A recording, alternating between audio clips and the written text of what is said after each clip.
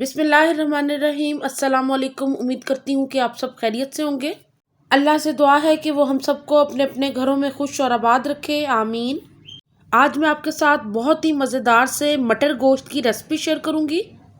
मुकम्मल रेसिपी जानने के लिए वीडियो को एंड तक ज़रूर देखिएगा। वीडियो आपको अच्छी लगे तो लाइक और शेयर करना बिल्कुल ना भूलिएगा। अगर आपको मेरी कुकिंग और मेरी रेसिपीज़ अच्छी लग रही हो तो मेरे चैनल को सब्सक्राइब भी करें और बेल के आइकॉन को भी ज़रूर प्रेस करें ताकि आने वाली नई वीडियोस की अपडेट आसानी से मिल सके। मैंने इसको मटन के गोश्त से तैयार किया है। तो चलिए स्टार्ट करते हैं इस मज़ेदार से मटर गोश्त की रेसिपी को। यहाँ पे मैं कुकर का इस्तेमाल कर रही हूँ। 1 कप ऑयल के अंदर मैंने 2 प्याज शामिल कर दिए हैं। इनको फ्राई करेंगे। प्याज का हल्का सा कलर चेंज कर लिया है मैंने। अब मैं इसके अंदर गोश्त को शामिल कर रही हूँ। यहाँ पे मैंने हाफ केजी मटन का गोश्त लिया है, जिसको मैंने अच्छी तरह धो के वॉश करके प्याज के साथ शामिल कर दिया है। इसको 2 से 3 मिनट तक मैं फ्राई करूँगी। अच्छा सा इसका कलर चेंज हो जाएगा, फिर इसके अंदर हम बाकी की चीज़ें शामिल करेंगे।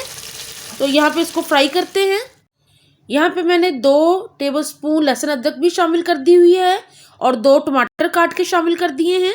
अब मैं स्पाइसेस शामिल कर रही हूँ, जिसमें लाल मिर्च 1.5 टीस्पून, धनिया पाउडर 1 टीस्पून, नमक 1 टीस्पून और हल्दी ½ टीस्पून शामिल कर दी है मैंने।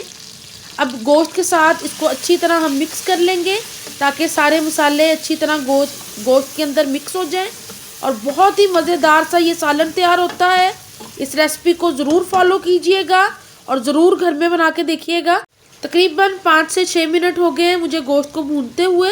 अब मैं थोड़ा सा पानी शामिल कर रही हूँ ताकि टमाटर हल्के से सॉफ्ट हो जाए और गोश्त हमारा बहुत अच्छे से भून जाए।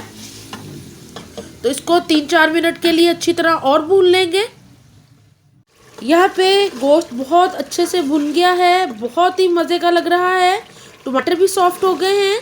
तो इसको तेज़ आंच पे थोड़ी देर मैं और भूनती हूँ। गोश्त अच्छे से भुन गया है। अब मैं इसके अंदर शामिल करूँगी मटर को। ये मैंने फ्रोज़न मटर लिए हैं, आप फ्रेश ले सकते हैं। मैं हमेशा मटर छील के साफ़ करके फिर उनको फ्रीज़ कर लेती हूँ और इस्तेमाल करती रहती हूँ जब मुझे ज़रूरत हो। तो यहाँ पे मैं इसको मटर शामिल करके अच्छी तरह भूनूंगी तकरीबन 2 से 3 मिनट तक।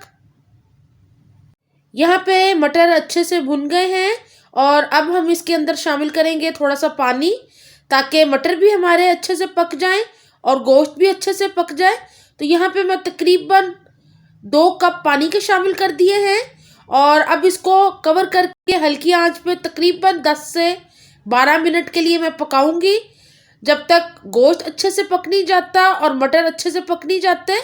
तो अब इसको कवर कर देते हैं और इसको पकने देते हैं हल्की आंच के ऊपर। तकरीबन 12-13 मिनट के बाद हमारा मटर गोश्त बिल्कुल रेडी है। गोश्त अच्छी तरह पक गया है और आप इस सालन को एंजॉय करें रोगनी नान के साथ, रोटी या चावलों के साथ। यहाँ पे मैंने मटर गोश्त को सर्व कर दिया है और बहुत ही मज़े का लग रहा है। गर्मा गर्म नान मंगवाएं और एंजॉय करें। यहाँ थोड़ा सा मैंने गरम मसाला पाउडर ऊपर से छिड़क दिया है, जिससे इस सालन का और भी जायका बढ़ जाएगा। बहुत ही मज़े का ये मटर गोश्त तैयार होता है। तो इसको आज ही ट्राई करें, आज ही घर में बना के देखें। मुझे उम्मीद है आपको ये बहुत ही अच्छी लगेगी, बहुत ही मज़ेदार ये सालन लगेगा। तो अपना फीडबैक ज़रूर दिया करें मुझे कमेंट बॉक्स में। आपके कमेंट्स से बहुत ही हौसला अफजाई होती है। वीडियो को लाइक ज़रूर किया करें और इसके अलावा वीडियो को शेयर ज़रूर किया करें। वीडियोस को मुकम्मल देखा करें। दुआ में याद रखा करें। अपना बहुत ख्याल रखें। अल्लाह हाफिज़।